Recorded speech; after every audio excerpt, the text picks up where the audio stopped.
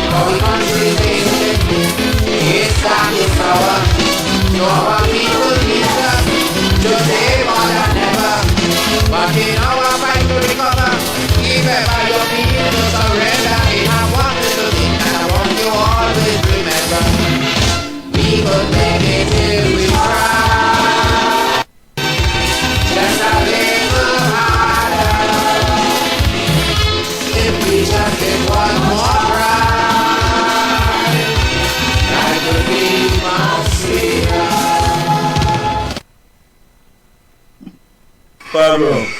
Yes, we can make it if we try. Just a little harder. And that is what we are doing when you find us here on the comfort zone or on the talking point or whatever program that you find taking place here on GEM FM.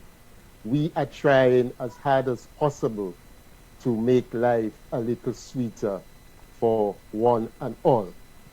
And that's why here this afternoon we have a guest, a gentleman who himself is working hard to make life much sweeter for all of the people of Grenada, Carriacou, and Kitimatnik.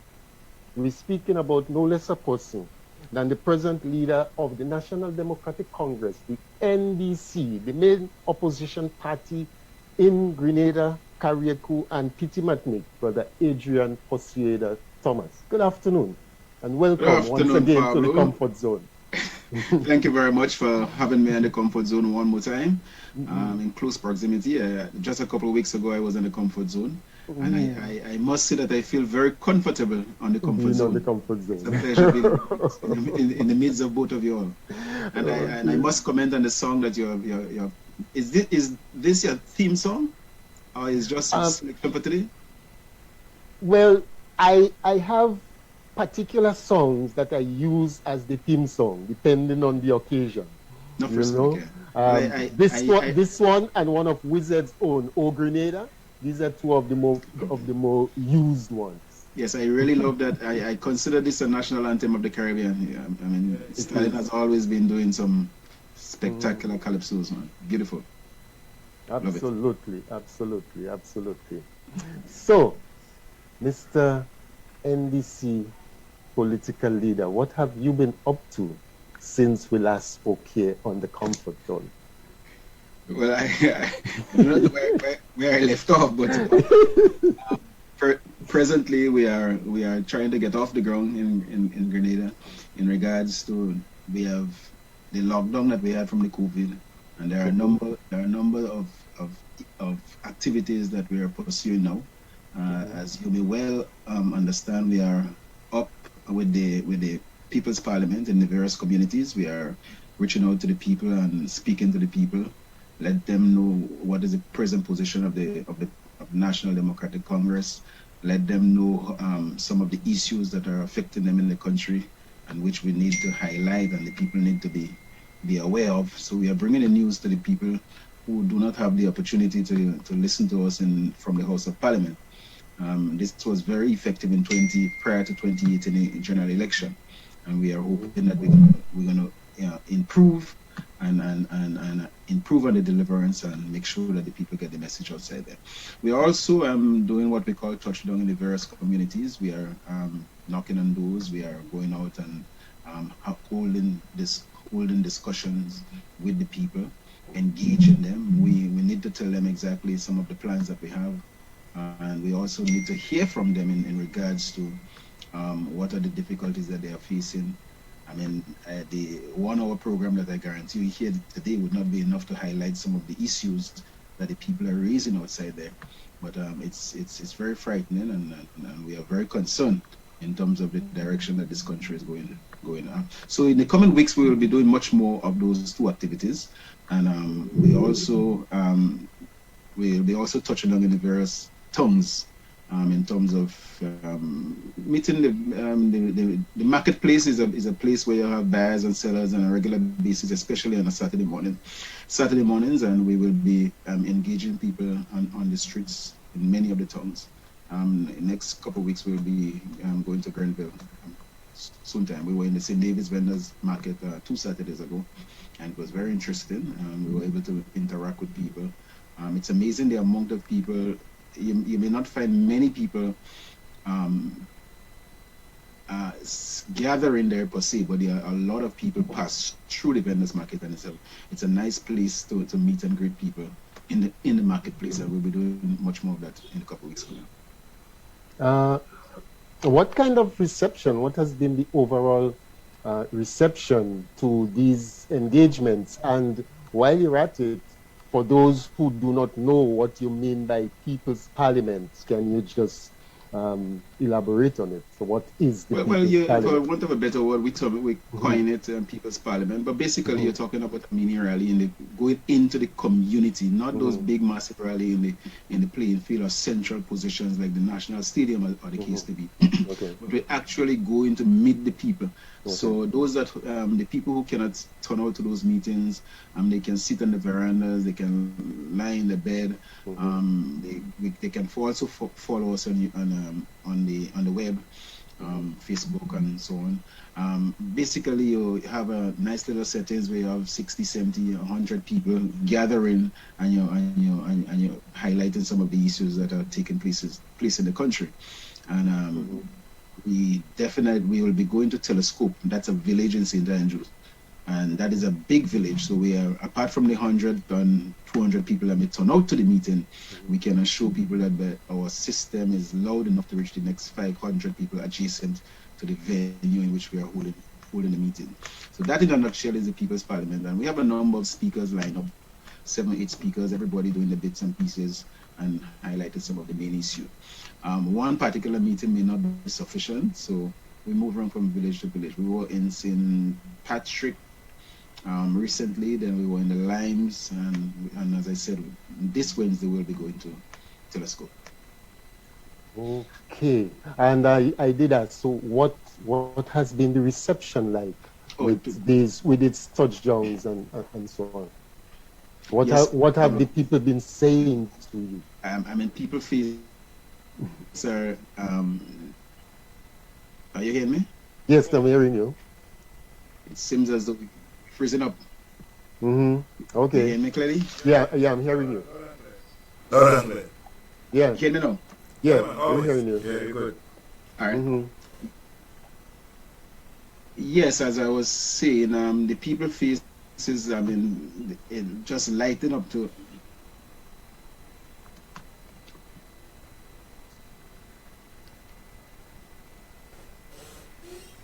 I think he's freed up now. Oh, really? Yeah, he's freed Wow. up. Yeah.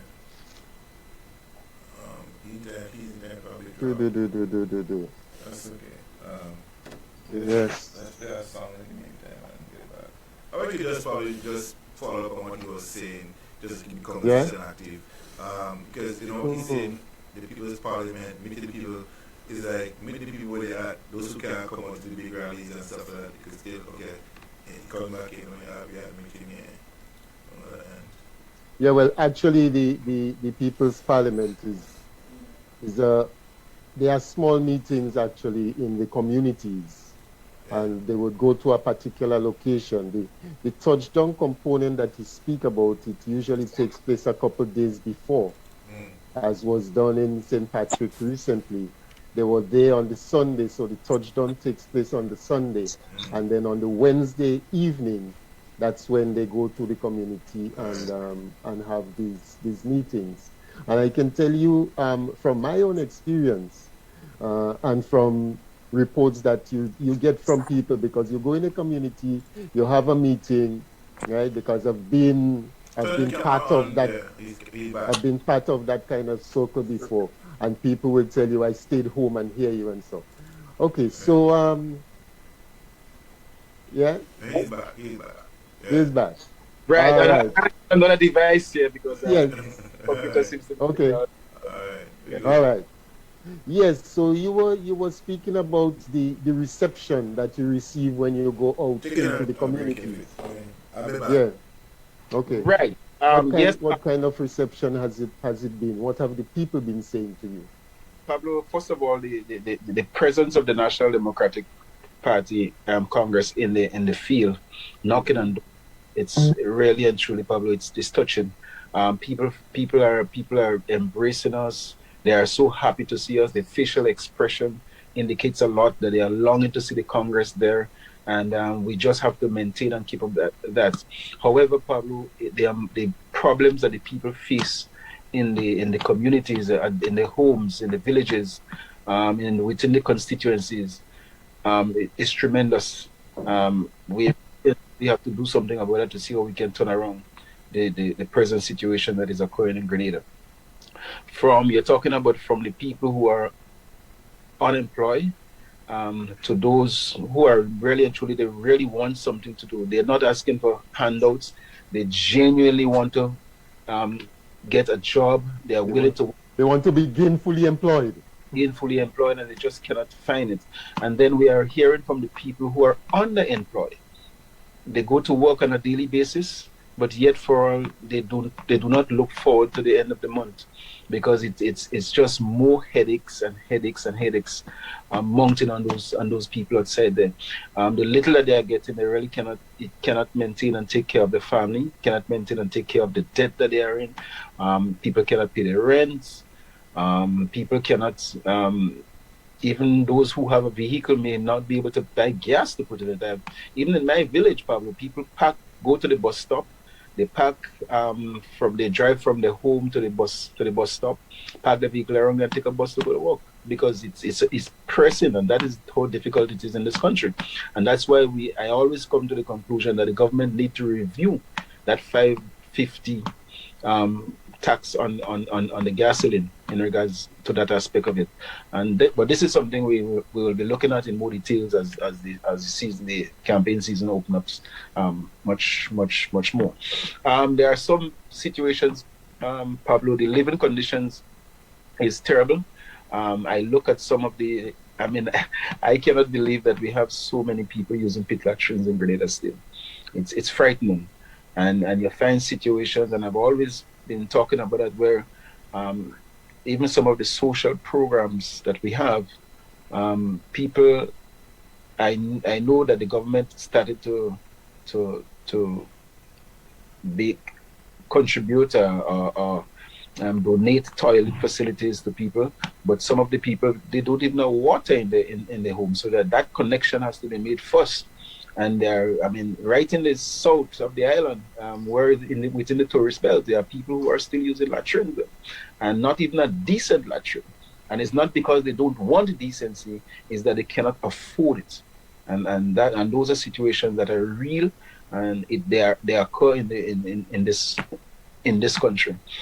We also have situations where parents find it difficult to send their children to school in a home where you have 3, 4 children going to school, it's very, very difficult, especially where bus fees are concerned, uniform, books, even even for people to access the Wi-Fi, which is a basic necessity. Some homes do not have that now. So imagine your child in secondary school and his or her home do not have Wi-Fi. In this day and age, those are basic things. Even in my community, there's a public library there, and I see people come down there. They stand up there for 1 hour, 2 hours just to get access to that. And this is part of the education system, and this has to be a basic part of the education system, and we have to address that as a nation if we really want our country to go forward.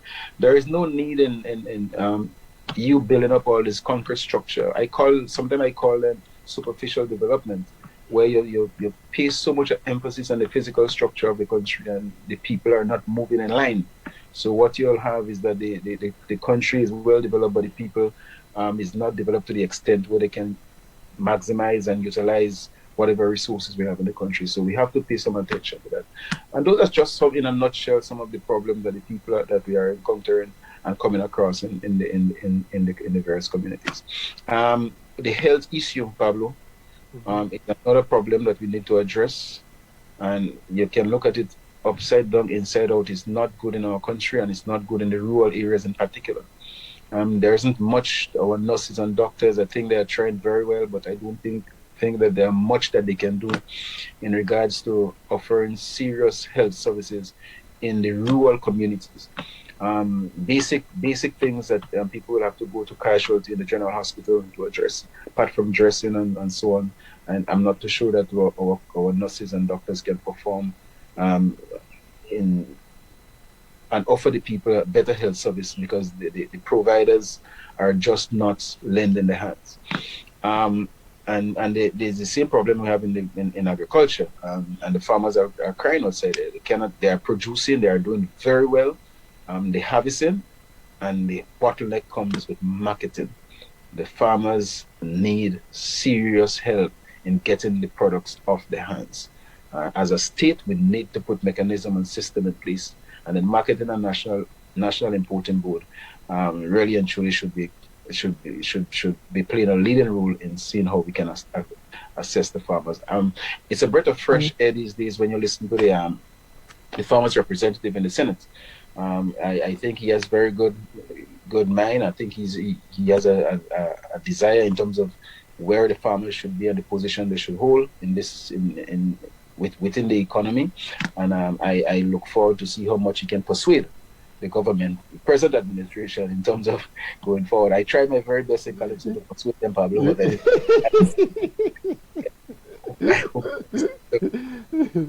I also know that Senator on the block now, Sister Rolanda McQueen, she has love for agriculture too, and I hope that they will be able to create an impact. And even also Matthew Joseph. Joseph is a full-fledged farmer. He's a full-fledged farmer. Yes. Just retired, and he spent all his hours of the day in the land. So the agricultural sector is in dire need of some serious help. Okay. There's a couple of matters that I want to raise with you going forward. But before we do that, because I want to play a video clip, which I'm hoping Brother John will have lined up for me shortly. But we have some other issues, some very pressing social issues. You mentioned some of them, the issue of housing and stuff like that.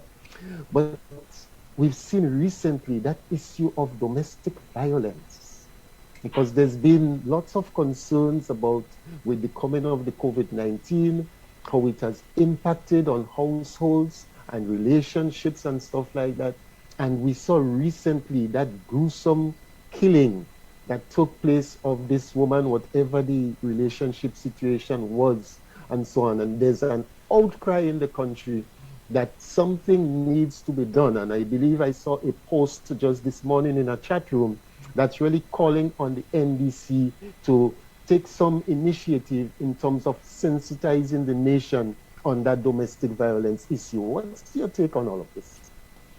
First of all, Paul, let me express my condolences to the people, to the family and friends of this young lady. I mean, it's a terrible situation, and I really and truly, and I mean, we have been doing pretty well for the last 6 months in the year, 5 months in the year, and to wake up one morning and and really and truly not only hearing it but viewing it, Paul. I mean, it's shocking, and it sometimes brings cool bumps and on one's body.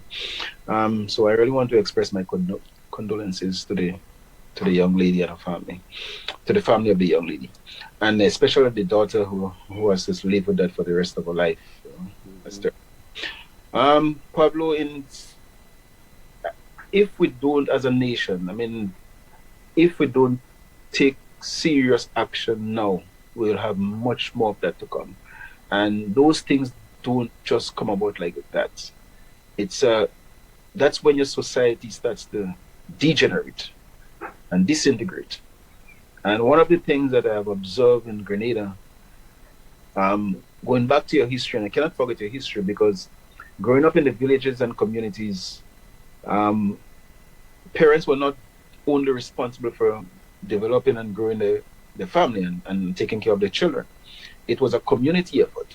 And therefore, every elderly in the community felt she or he had a responsibility to make sure that that young man that is growing up in this village here, we want to ensure that he comes with something good. And therefore, everybody keeps an eye on you. In other words, you are growing up the straight and narrow path. And today, there's a serious breakdown in family life in Grenada. With due respect, I mean, some of us maybe we are willing to, but maybe we don't have the know-how. I was fortunate to grow up with my great-grandmother and grandmother in the home together with my uncle and aunts. So there is no way I could have go wrong. Today is a different situation. The family life has totally broken down.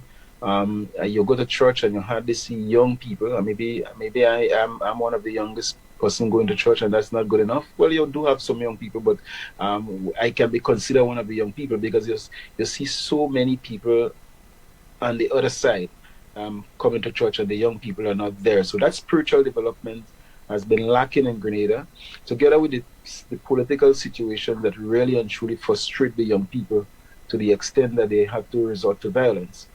A lot of them are unemployed, a lot of them are underemployed. Some of them put a lot of emphasis in going to school, educating themselves. At the end of the day, looking for a job, cannot find a job. They have to survive, and those are the things that create this kind of monsters in society. So we have to start looking for ways and means of occupying people's time. You do not want to have young men sitting on the block on a daily basis 24/7. This is the venue where all things come through your mind of what to do. What am I doing today? Am I going to break open this shop and see if I could get some finances? Am I going to, I have to go to Barbados to get my visa. How am I getting it? My parents cannot give me the money. Am I going to rob somebody? I mean, all those things come through people's mind, and they process it, and sometimes they put some of them into action. So we have to have whole dialogue with the young people who are frustrated outside on the there. Manhattan We have project as to well. see how we can I'm understanding that allow them to utilize the time and whatever resources they may possess that they may have in their possession, and use it in the interest for the development of our society. I mean, when a society, we have to resort to violence of that nature, it's cause for concern. And I really and truly hope, apart from the National Democratic Congress, because we are trying to put a system in place, a mechanism in place where we can address that issue. People have been calling for us to respond to it, and we will respond. As you said, we are holding talks on the matter presently, and we will put something in place to see how we can make sure that we have a role to play. But I also want to make a special call, Pablo, to the churches outside there. They have to double up their effort, and it's not just making the call and people not responding, but maybe look for new strategies in terms of how we can attract people and get them to be involved. I grew up in the church. I grew up in the scout troop. I grew up in all sports club. At the age of 19, I was already president of the St. David Football Association. And those were the kind of things that occupy all my time. So I didn't have time to lie on the block per se, but I made time to go to a little party and you get back home and you know. But on a daily basis, if you find for 2 3 years all the youths, the young people have to do is go on the block, then that's not good enough for them. It shows that our society is failing the young people, and we need to address that and fix it once and for all. How well prepared do you find we are in terms of mitigating or assisting those young people like that, the daughter of that mother that was slaughtered?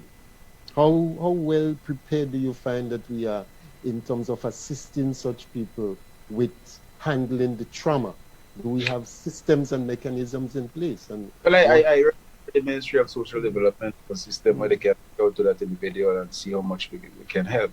But as a community also, I think the community have a responsibility to keep very close to that young lady. I'm not a trained psychologist, but I would have think that you may not want this young lady to be by herself that very often, but you want her to be in an atmosphere, in an environment where she can really and truly get over this, because it's going to take some time. We have to get the psychologists and the people in the Ministry of Social Development. Will have to reach out and see how they can assist and advise. I don't have the skill and the expertise in that per se, but it's the sooner we speak to those people, the better for us. Is that as an NDC administration, is there likely to be some significant effort in that regard, in terms of ensuring that schools have the quota of counselors that is really needed? Because even in this time, we see there's high level of delinquency, dropout rates, and that kind of thing. And we believe that we need some level of professional input at the very earliest stages. So is that something that is likely to be part of an NDC governance agenda going forward? Well, I think that most of the secondary schools do have counselors, and what we have to do is to enhance and the capacity, improve on the capacity in terms of how, because the situation is not just a simple matter of children not going to school and they're not doing the work and you counsel them in that area. It's much more than that. Teachers are now finding people coming to school with weapons, and it means that is a cause for concern, and the problems are stepping higher and higher and higher. And we must not, let me make that point here, we cannot afford to look at the children as being people who are destructive. As a problem to solve. Problem to solve. The honest truth is,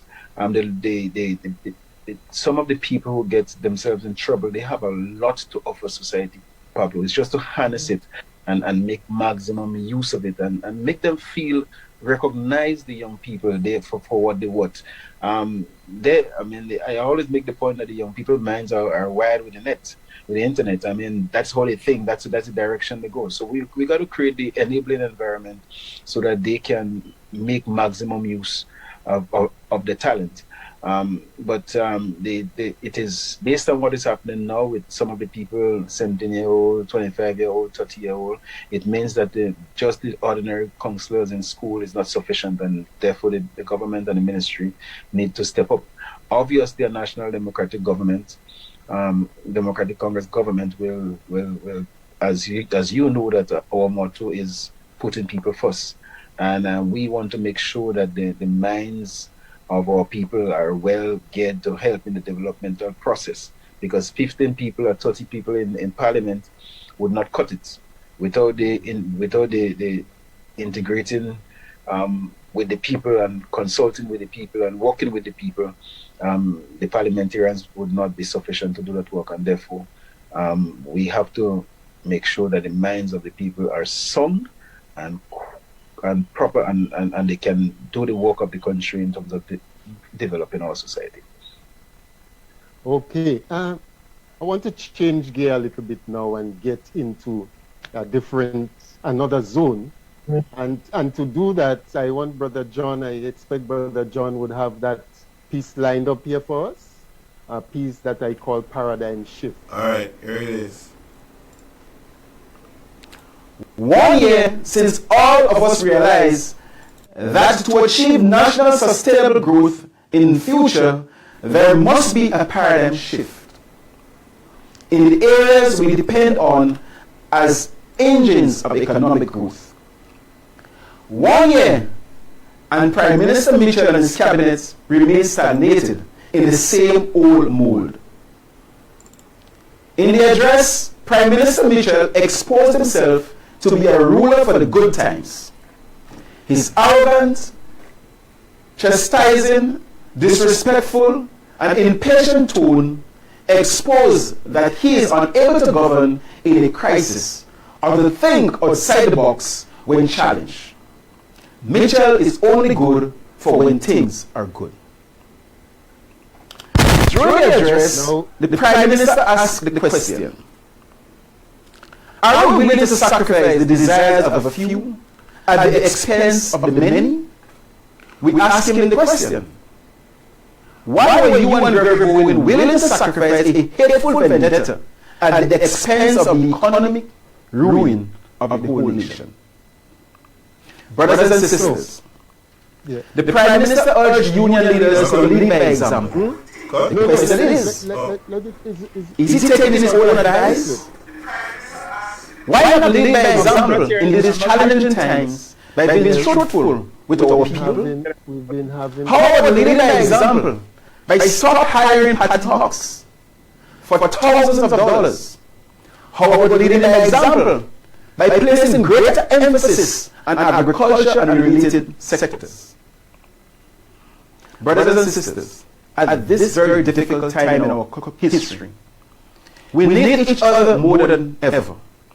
We need leaders that will unite us and bind us together in unbreakable cause. Mitchell and the NMP are not a uniting force.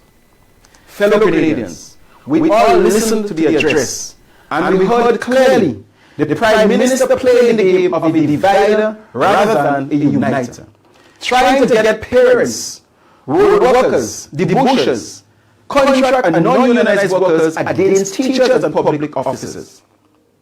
This is a classic divide and rule tactic of a dictator. Teachers, police officers, public workers, stand firm and unite together. Let no one bully and intimidate you. Let no one take away your constitutional rights to assemble and protest until you are paid what is rightfully yours.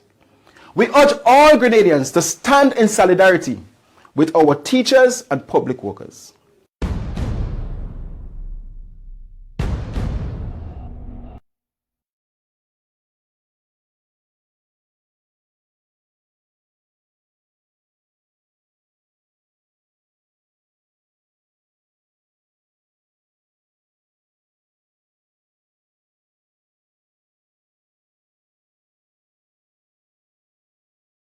Hello? Adrian. Come on. Hey, Pablo? Hey, you hear me? Alright. Go ahead.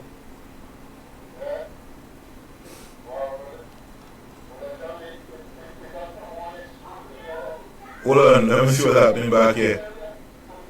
The voice. Alright. Are you hearing me now? Yeah, I'm hearing you. Okay. Okay, the background voice is gone. Okay. All right. Yeah. So. Hello? Hey, I'm here. Go ahead. I hear you. Okay. Mm. Yes, Brother Adrian Thomas.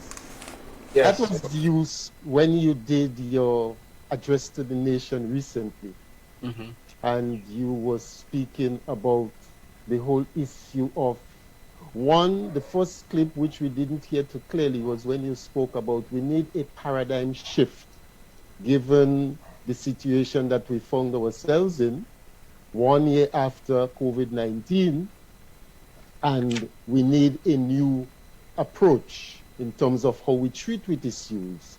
But interestingly, we've heard from our Prime Minister, and you were doing that address in the aftermath of the Prime Minister's address. So you were addressing issues from the Prime Minister's address. Sure. So when you say a paradigm shift is needed, what do you mean by that? And what are some of the elements of that paradigm shift that is really required? But Pablo, first of all, we were speaking in the context of post-COVID, and we have been calling on the government to really and truly use the COVID lessons to do things differently in regards to helping the country.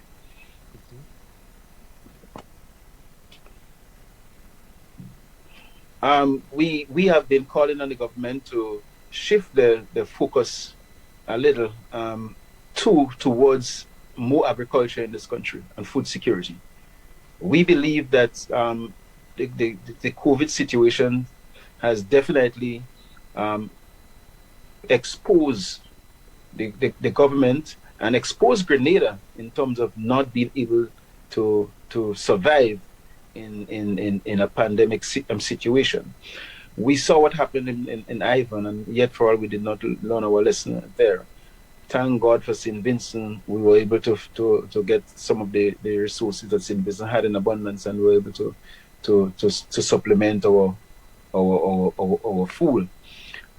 Today, we are realizing that if the planes and the vessels cannot come to Grenada and the containers cannot come to Grenada, we'll be in serious trouble again. So we have been calling on the government to pay some more emphasis on tourism and agriculture, not forgetting tourism at all.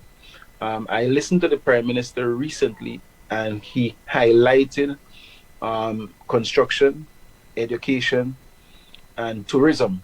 And it comes, and then in the end of it, when he catch himself, he said agriculture. But the National Democratic Congress will be putting agriculture on the front burner. This has to be the leading sector as a nation, first and foremost, to feed ourselves, make sure that we have food security, and all the others will be supplemental to agriculture. We need tourism to purchase the agricultural products, but most, Pablo, agriculture has to be done differently. It cannot just be the cutlass and the fork. It has to be. I always make the point that you have to. Yeah, agriculture has to be from the seed to the tomato ketchup, from the tomato seed to the tomato ketchup, or from the banana plant to the plantain chips. In other words, we do not have to manufacture every agricultural product that we produce, but we must look at our strength. Our strength is in nutmeg and cocoa, and we must make sure that we get maximum value, not by just putting nutmeg in copper's bag and ship it to Europe. We must be able to put nutmeg in containers also, in different forms. If the GCNA now are exploring the possibility of developing a number of different byproducts from the nutmeg, and if as a nation we embark in doing things of that nature, I can assure you that we can produce our way out of poverty. So that is what we are talking about in regards to the economy. The economy must be a diversified economy. We just cannot be dependent on the tourist boat for 6 months, and the next 6 months we become beggars. What that will lead us to, as we all recognize in our society, we will be turned into a nation of beggars. And the more debt we get is the more debt we go into. We are thinking that we're going to survive is the more that we'll be putting ourselves in positions that to be begging other nations for other nations and the IMF and the World Bank to borrow us money, and that will be a cycle, and we will not be able to get out of that level of poverty. No. But before you go, go ahead. There's another point that we also want to address. Mm-hmm. There is a tendency in this country to treat people to divide, create this division where party supporters and people who are sympathetic to the government are highly favored. And those who are seen as opposing the government are speaking out about the government actions.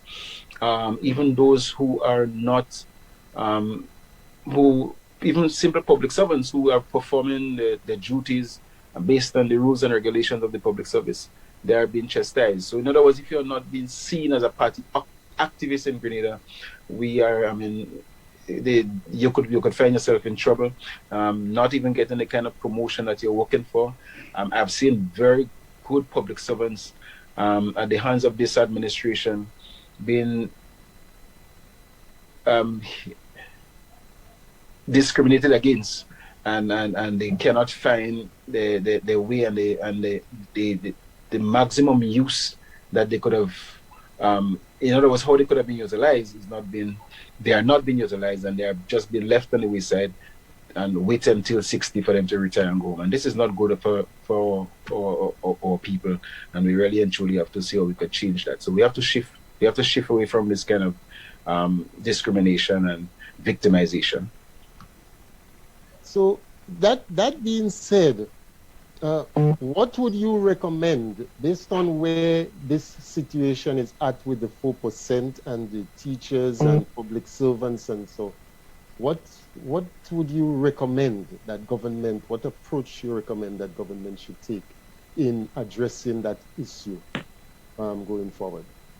Well, I was asked this question a couple of nights ago on Godfrey program, and before he finished to ask the question, I said, he asked me if we will pay it if we get into office, and I gave him one word: forthwith. Absolutely. I think this is something that the teachers and public workers deserve.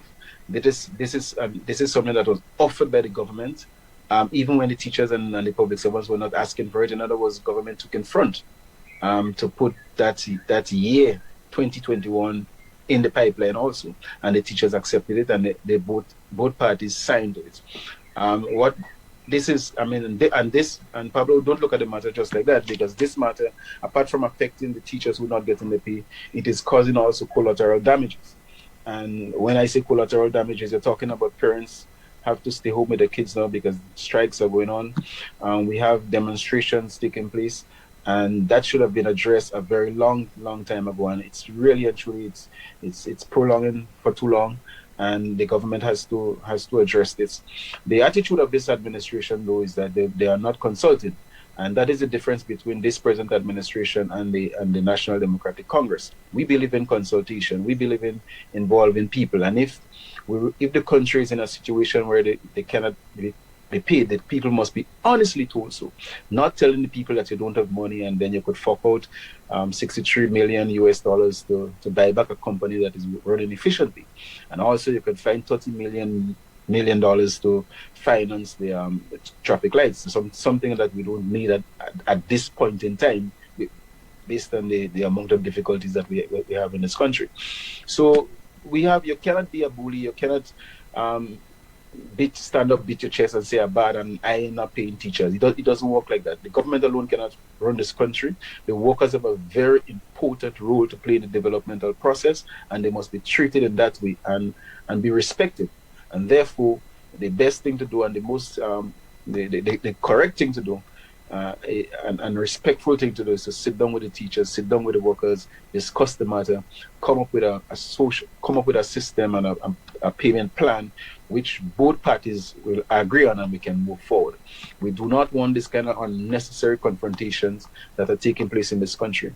And Dr. Mitchell should know by now that confrontations don't help in the developmental process.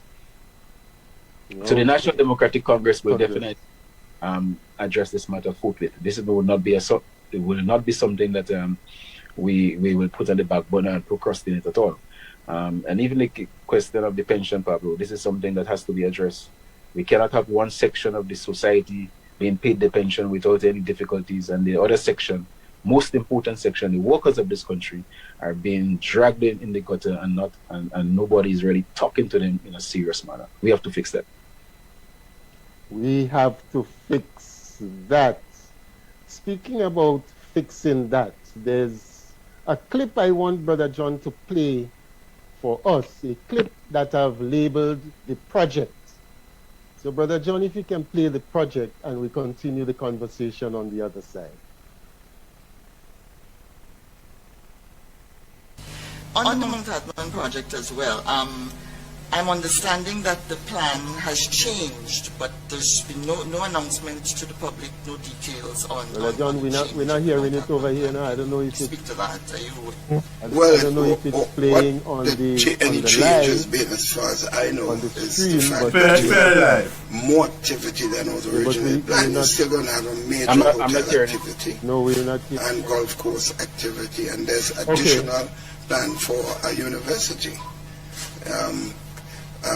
Which would dedicate it more to the areas, not to the medical sciences that St. George University has now a monopoly over, but other serious. Yeah, play from the on the Mount Hatman project as well. I'm understanding that the plan has changed, but there's been no announcement to the public, no details on change of the Mount Hatman plan. Can you speak to that?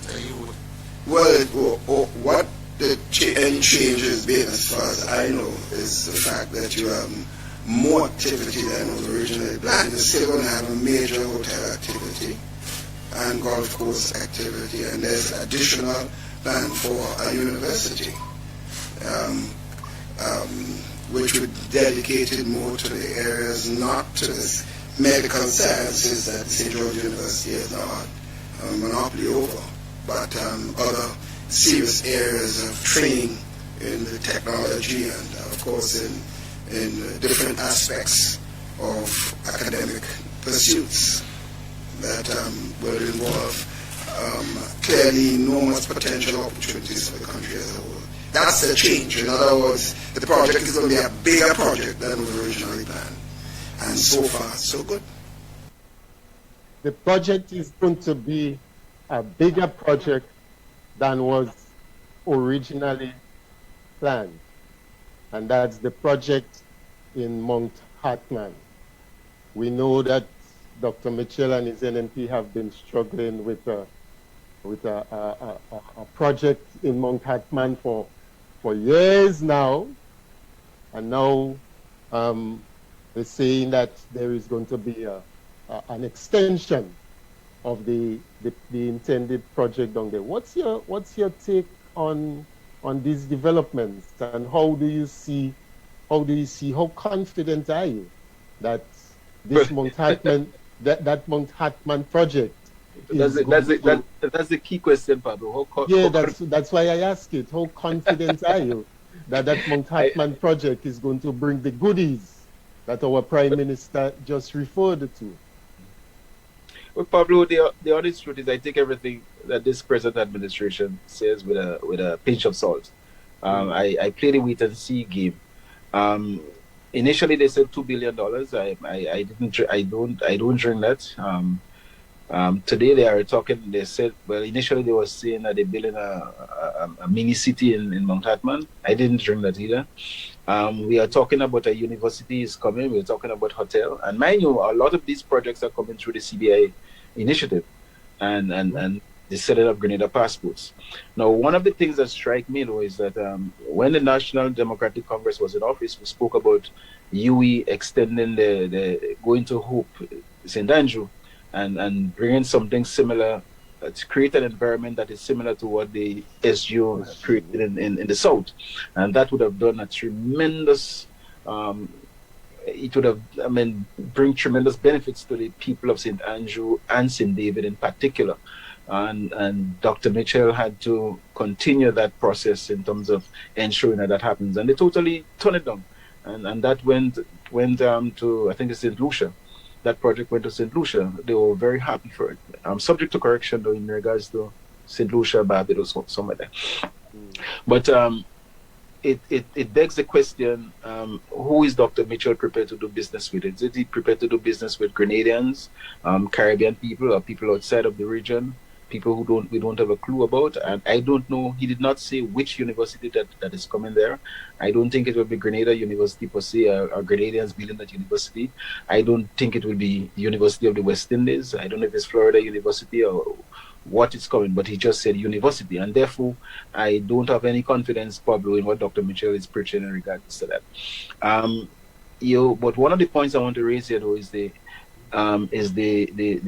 whole question of maybe 90% of the CBI program is investment, are investments in tourism.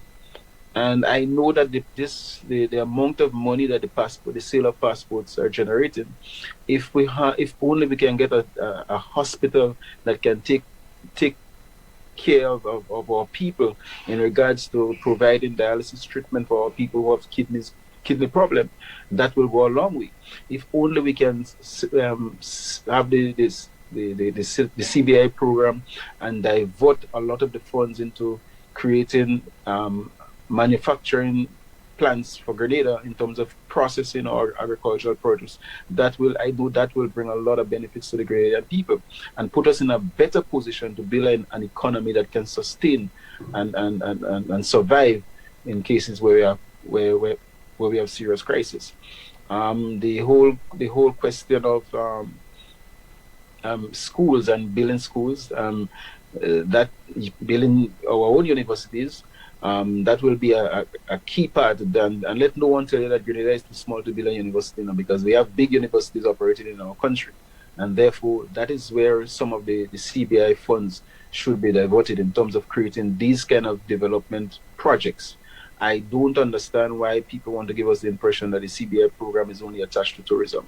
It has to be broader than that, because at the end of the day, we're gonna sell passports, and we're gonna have 300, 400,000 people, citizens of Grenada, when recorded on our books is 100,000 people as people as great hardcore Grenadians per se. But we want whatever resources we have in this country, and the people can do their own business. We will we'll empower the people, empower our nation, and Grenada will be in a better position to build our society and build our people. Now, in October of last year, there were Dr. Mitchell made certain comments.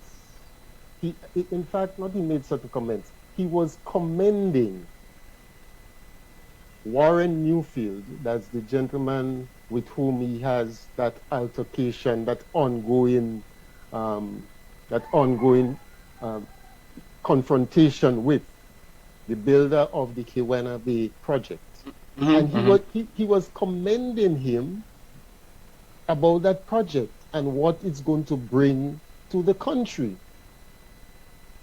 But we see now we are in June, and Dr. Mitchell is maligning the gentleman. We heard the comments that he made in the parliament of our country. And recently in the interview, he said that he doesn't see anything wrong with what he said, and he doesn't apologize for it, and he doesn't have a problem with it. What's your take on that? How do you see that situation where our Prime Minister is standing in the parliament of the country and making the kind of statements that he made, which are comments that's not usually accepted in diplomatic circles? But Pablo, I mean, apart from Dr. Mitchell coming across in that light, in terms of it comes across very disrespectful, and unfortunately, you expect people to operate at a higher level when they sit in offices of that nature. You're a parliamentarian for 34 years. You've been dealing with people locally, regionally, internationally. You ought to know how to carry yourself, and do not bring the office at that low level. But Pablo, more so, really and truly, the real problem here is the question of what does that mean to the people who are interested in coming to Grenada and invest. Are we going to, this kind of behavior, will we attract people, or will we chase people? Those who are here, are we going to create that level of fear in them and they're going to pack up and go? I mean, those things are frightening, and that level of, I mean, that level of behavior is not good for our country. And I think Dr. Mitchell really and truly ought to check himself and realize that this is not his little estate. When he speaks on behalf of the Grenadian people, and therefore he ought to have carried himself in a much better way that will make all of us happy and all of us proud.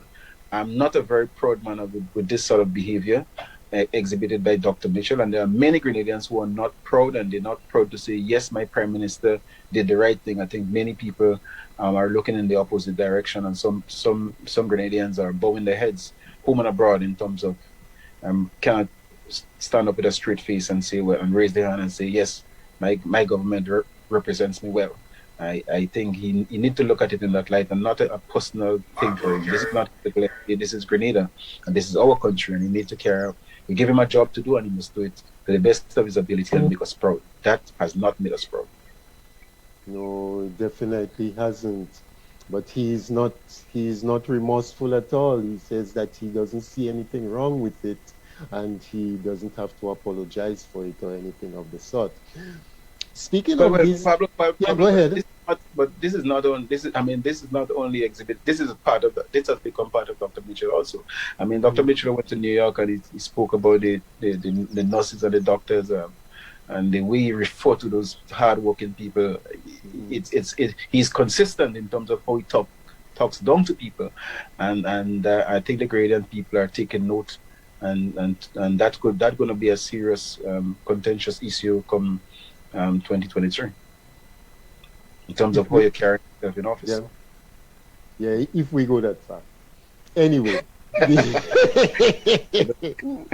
Anyway, speaking about CBI projects and stuff like that, we know that there are some other key ones, one of which he spoke to when he had that recent press conference, and I'm going to be playing a clip from that news conference shortly. But I know that we were involved, you were part of the leading protest action on the La Sagesse project and so on. Where is that? What's the situation? What has happened since, and where are we? But we had the protests. We had a meeting with the developer, and a very, very nice and interesting meeting. He gave us all the assurances that the lake would not be tampered with. However, he also gave us the assurances that the mangrove will be replaced. You're raising that question now, and it was only last week that he and I communicated again, and we'll be forming a delegation to have a visit there sooner or later. He was out of state for a while. They were doing some work there, and he wanted to put some systems in place, and we gave him sufficient time for that. He has indicated to us that we are free to come there within the working hours, and he have no problem in showing us what he's doing. I think the developer has come to realize that this is the people of Grenada. I have to work with them. I have to live with them. I have to be in the midst. This is the project. This is a lifelong project. This is not a short-term project of 3-4 months. The developer will live in Grenada, and I think it's a positive sign in terms of his communication with us, and we understand what it means to communicate with people and be in dialogue. It's not every time confrontation is the best way to go, and we are working with him. There are 2 representatives from the community who is part of the delegation, and in going forward, we hoping to make sure that the projects coming to St. David, which is something that I welcome. We want projects in St. David's, but we also have to take into consideration the respect for the environment. I don't think, Grenada is part of this climate change, international climate change ventures, and we have to show that we are genuine, and therefore we know what preserving the environment means to us as a nation. And sometimes the government let go the hand and let loose, and it's not in the best interest of our society. So the people have a right to investigate, and I think the developer understands that, and he's cooperating with us very nicely. So we'll be meeting with him sometime soon. Oh well, that's good to hear. Yeah. Probably the Prime Minister had given him a different impression, which was the reason for the approaches that he was taking initially. That's Uh, quite likely. yeah, I want to get to I want to kind of change, well, not change gear, but continuing in the same vein. Brother John, you have that clip line up for me. This one, Yes, sir. yeah, transformation agenda. You're not about seeking another term. You announced a while back that you ain't going away yet. Um, what is the one transformative idea that you will present to the Grenadian people going forward after decades at the helm of the country? Well, first of all, let me make it very clear that I would love to not have to pursue one additional term as a parliamentarian. I would have loved not to do that. But it appears that I have to do it, and I will do it. But let me make the point. There are quite a number of activities, as you can see, in initiative for major development projects. Seeing that through would be a critical component of the future development for this country.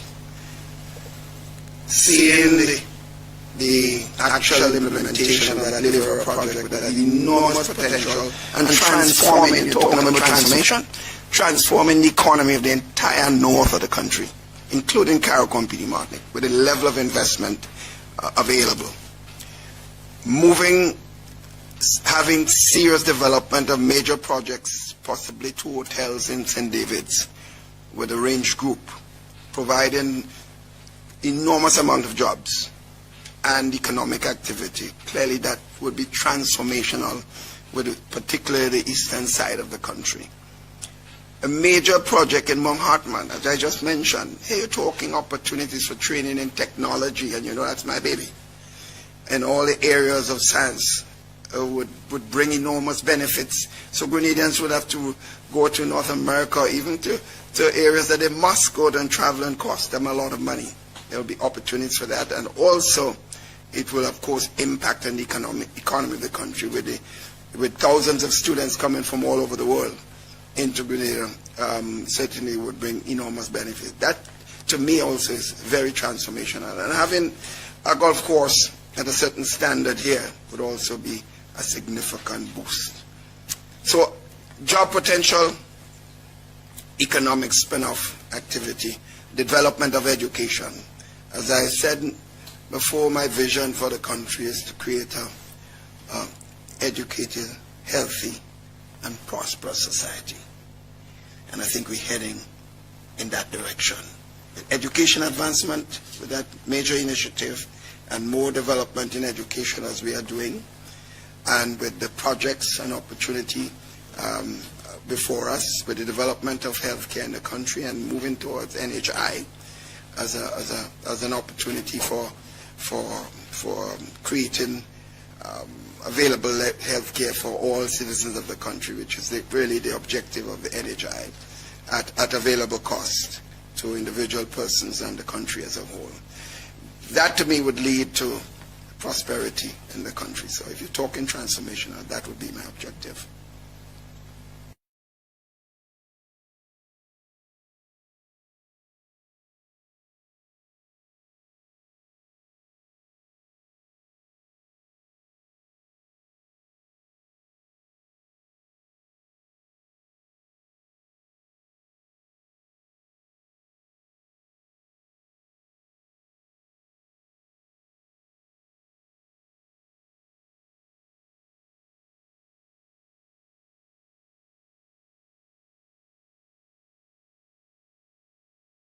In addition to that, he said a number of things about transformational, what is going to be transformational, and he speaks about a vision.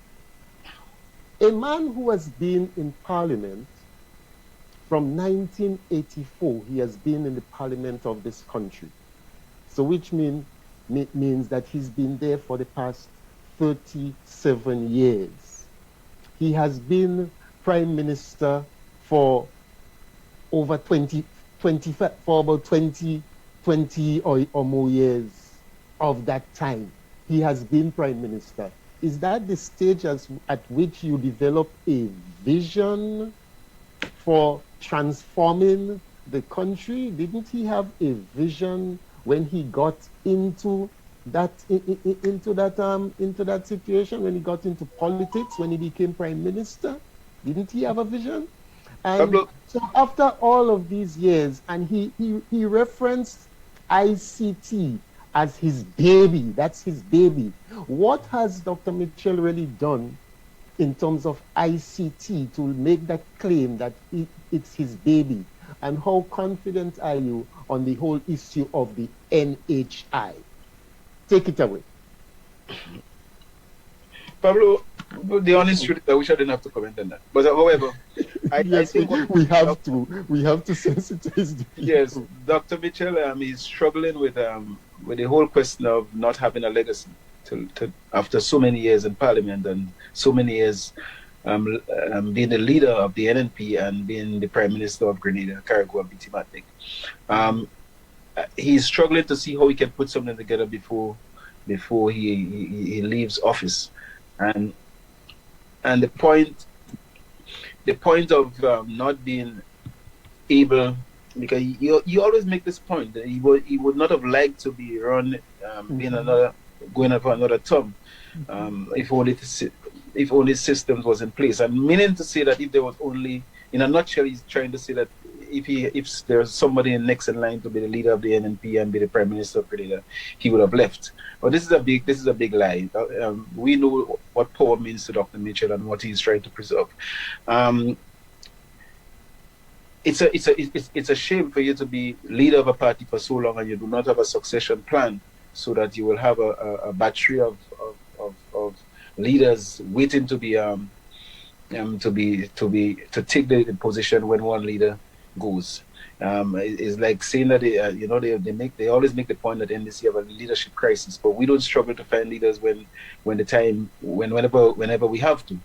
So that in itself is what Dr. Mitchell is trying to consolidate. There is to consolidate his position as being the one-man, strong-man leader that will want to rule Grenada for the rest of his life. Education, healthy and prosperous Grenada is what he is hoping to achieve by the end of these transformational projects at that stage in his life. Wow. I wonder what he was thinking of education in the past, for the past 30 years. I wonder what was he thinking about the people's health for the past 30 years. And I wonder what he was thinking about trying to develop this country to become a prosperous nation. If what he's saying now, he believes that the people are going to believe him, I think the people are going to have news for Dr. Mitchell. Because, what he's talking about as these transformational projects, no problem. He's going to hold on to that until he gets something like, well, we found oil and we're going to drill oil. And then he's going to give the people that to hold again for the late election coming. He's struggling. He's looking for something to grab on to see what he can give to the people and fool them again for the next election. But all these the Liver project and the Manhattan project and Last Just project, I don't know how this is going to turn around Grenada, because a lot of these projects and then you at the end of the construction period you're going to have 100 jobs or 150 jobs, and I don't see how this and low-end jobs are manual, because we are not training our people to take up the top jobs. And I don't know how this is going to happen and transform this country. However, I believe that agriculture has a very important role to play in the transformation of Grenada. We have to produce our way out of this poverty and out of this hole that this NNP administration has placed us in. We, as a people, we want to. Grenadians are not lazy people. Once the conditions are right, I've seen Grenadians left home and gone to North America, and they're having 2 and 3 jobs. We're not lazy people. I've seen people working in Grenada 8 to 4 leave their work 5 past 4 and reach home and have sufficient time to go and practice farming. They're farming, taking care of animals, they're planting crops. There are many people working in the banks. They purchase land and they're working. So once the environment is okay, Grenadians will produce, and and production has to improve if we really want to get out. So I don't have much confidence in Dr. Mitchell's transformational projects. I don't think Grenada will get out of the hole that we find ourselves in. Two more things before you leave us, Mr. Yes, Thomas. you're playing extra time now. That's okay. Two more things before you leave. Sure. Listen, now NDC as the main opposition party in this country has certain responsibilities, and people are looking to the NDC, as you mentioned earlier on. People are looking to the NDC for leadership and stuff like that going forward, and expect NDC to play certain roles in getting them to their destination. What do you see as the main responsibility of our voters? Because ultimately, the decision as to who gets voted into office rests with our voters. So what do you see as the responsibility of our voters in terms of making that decision? And what kind of message do you think is appropriate for those persons who are the middle of the road, or, still, yes, they got issues with NNP, but what's your message for them? First and foremost, Paul, we as a political organization, we are prepared, we are ready, and to be the alternative to replace Dr. Mitchell and the NNP when they leave office. But while we are putting our act together, we also want to call on the electorate to think a little deeper. Let's go a little outside the box. We must have come to the conclusion now that the big shows and the big party around election time, all the colorful jerseys, the money in jerseys, all the handouts that are being given out for the last 30 years, we must have come to the conclusion that really and truly those things will not cut it. It takes we have to go outside the box, a little deep thinking. We have to think about the economy. We have to think about the education system. We have to think about our health. We have to think about our communities, the development of our communities, the violence that are taking place in our communities, the division within our society. All those have to be serious election issues in going forward, and our people have to get acquainted with them and come to the conclusion and ask themselves which one of the political organizations has the best program that will move this country forward. You have I think that the people have seen the progress of the National Democratic Congress in the last 4.5 years we were in office. They have also seen the progress and the successful plan Sir Nicholas Braffett had when they were in 1990 to 1995. And so those 2 terms we spent in office, people must have come to the conclusion that NDC in comparison to NNP is the party that really and truly takes, put people first and take the country at heart, willing to develop this country.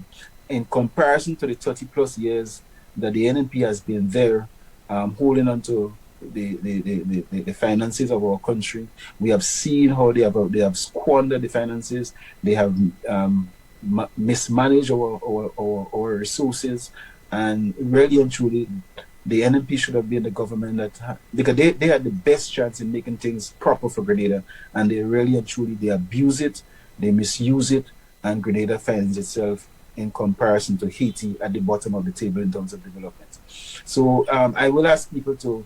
I cannot go into all the plans of the party now, but our website is right there. You can read our policy agenda. You can read our manifesto. You can look at there's a booklet we have on the website which the the good things that we did in while we were in government. And if people pay more attention and take the politics a little more serious, we will definitely be able to bring about the kind of changes. We are whatever we put out there, we are genuine about it. It's not, our party is not a party that is noted for not telling the truth to people or telling lies. We are very upfront with the people. We tell them as it is. What we say, we mean. And in going forward, I think the Congress will be the best party for the Grenadian people to give serious consideration to in the next election. Okay, so the Congress, it will be going into its convention in the not too distant future. Mm-hmm. What are your thoughts on it, and what do you see coming out of convention going forward? And in addition to that, there's a sentiment out there that in order to beat the green machine, there is a need for the opposing political forces to come together. What's your take on that? And these are the final questions. Right. And Pablo, well, the convention is an annual meeting. It's something that we have every year. One aspect of it, I know that people are focusing on it now, is the election of the new executive. And when I say the new executive, we're talking about from top to bottom, from political leader of the party, chairman of the party, general secretary, right down to floor members and trustees. This is an annual event, and we are going into it with, I cannot be naive and pretend that the people are not focusing on that convention, because I know Sister Franca resigned, and the fact that she resigned, she would not have been contested for the next 3 years, but the fact that she resigned, the post is now open. The post is now open to nomination, and people will be focusing on that quite a lot. But the convention will be a normal convention. Will be officers will be reporting on what they have done for the last year. There will be discussion, consultations, and we're hoping to have a very bumper convention. As a matter of fact, it will be sometime maybe in the third quarter, the latter part of the third quarter of the year, and we are looking forward to it. My call, I've been making that clarion call, Pablo, in most of the People's Parliament meeting, that as opposing forces in this country, we need to unite, we need to come together. I think now is the time that we should show some form of unity. I wish that we did not have this color jersey, this color coding in Grenada, where some people look at the yellow and the green, and then we create this unnecessary rift that is not helping the development of our society. I wish we can overcome that and see the bigger picture, the ice, green and gold, our national flag, see Grenada, see our country is in trouble, and see our country need help. And it's on that basis we should really come together and see how we can put up a serious plan that will help our country, develop our country, and get out of the problem. At present, I'm not convinced that this present administration has the plan that will get us out. I think they have a plan to continue borrowing, and who behind will pay. This attitude will not work. You cannot be a responsible individual if you go to borrow money and abuse it and squander it and hope that your 7 children at some point in time will take on the responsibility to pay the debt that you leave behind. This is not responsible, and this is not good enough. And Grenada deserve much better than that.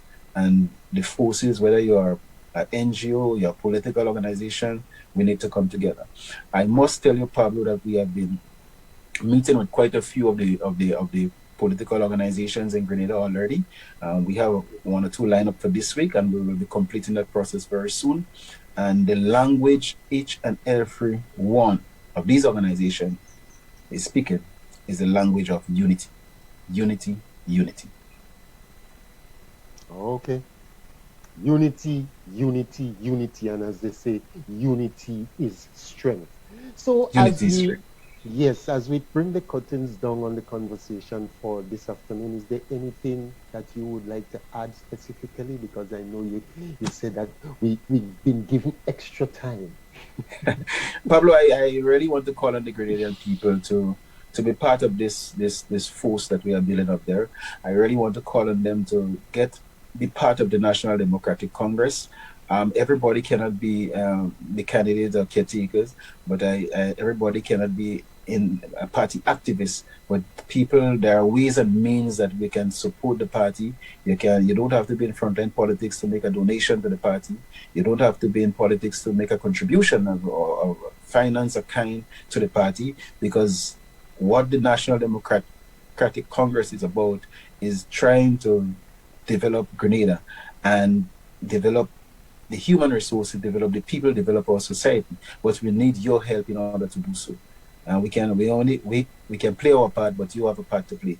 And I call on the entire population to rally around the National Democratic Congress and help us to get ready, and so that we can build our country and put our country in a better position.